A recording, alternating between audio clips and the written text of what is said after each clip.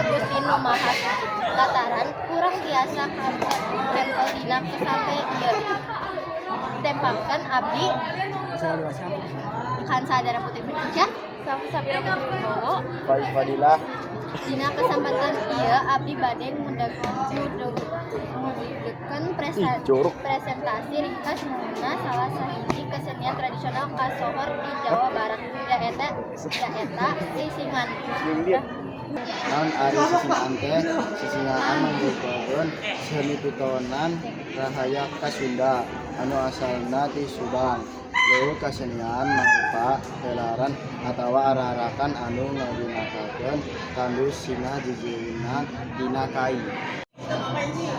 Sejarah singkat kesenian ieu diperkirakan mikal ti zaman penjajahan Walanda abad ke-19 mimitiana sisingaan teh mangrupa simbol protes atawa perlawanan rakyat Subang ka panjajah.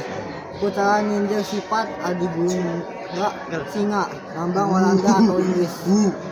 Kumaha pitonanana dina pitonanana aya 4 urang nu manggul tandus sehingga eta serta biasana ditupakan ku budak leutik. Mareneha garigelkeun rupa gerakan diiringi ku musik tradisional Sunda saperti terompet, kendang, jeung gong. Pintonana rame pisan tungahayuan. Si ayeuna sisingaan lain ukur kararak-arakan budak sunat bae, tapi oge sering dipake dina acara resmi pemerintahan minangka kota atawa kegiatan budaya serentak.